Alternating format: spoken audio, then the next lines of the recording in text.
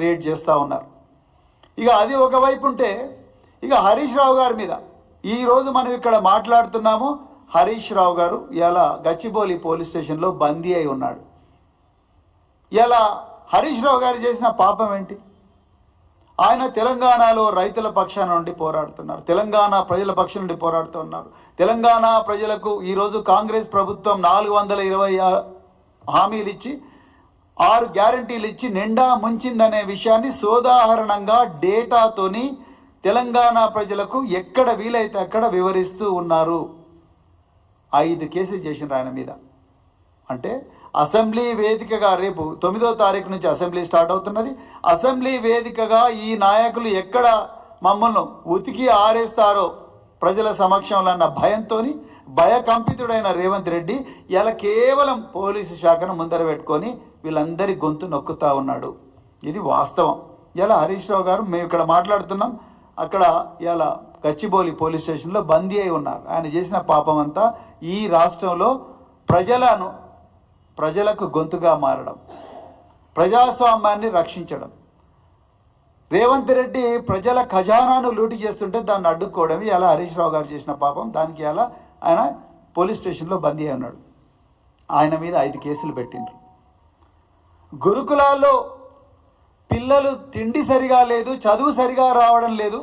లక్షలాది మంది బిడ్డలు వాళ్ళ పరిస్థితి అగమ్య గోచరంగా ఉంది. తెలంగాణలో దాదాపు 1 కోటి మంది విద్యార్థులు వాళ్ళ తరం నాశనం అయ్యే పరిస్థితి ఉందని చెప్పేసి కేటీఆర్ గారు గురుకుల బాటాన్ని పెడితే మేమందరం కూడా గురుకుల విద్యాలయాలకు పోతే మా మీద కూడా కేసులు పెట్టిండ్రు.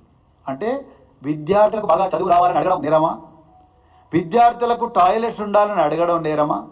విద్యార్థులకు అన్ని సబ్జెక్టులకు లెక్చరర్లు ఉండాలి, ఇంగ్లీషుకు, ఫిజిక్స్కు, కెమిస్ట్రీకి ఉండాలి, విద్యార్థులు డాక్టర్లు కావాలి, ఇంజనీర్లు కావాలి, పైలట్లు కావాలి, సినిమా యాక్టర్లు కావాలి, బిజినెస్ మెన్, బిజినెస్ ఉమెన్ కావాలి అని అడగడం నేరమా?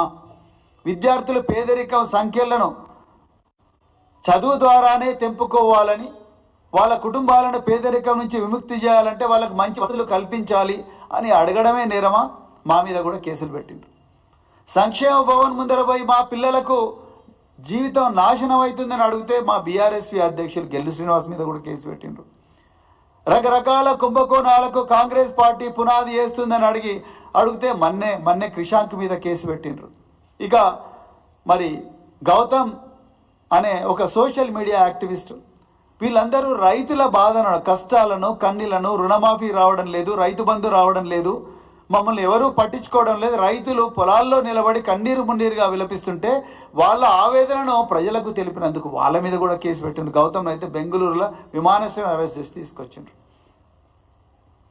అంటే ఎవరు అడిగితే వాళ్ళందరి మీద కూడా కేసులు పెట్టారు. ఆదిలాబాద్లో ఒక ముసలి వృద్ధ రైతు ఆయన మాట్లాడితే ఆయన బాధ చెప్పుకున్నాడు, రైతు బంధు రావడం లేదు, రైతు రుణమాఫీ మాకు రావడం లేదు బాధ చెప్పుకుంటే ఆయన మీద కూడా కేసు పెట్టిండ్రు.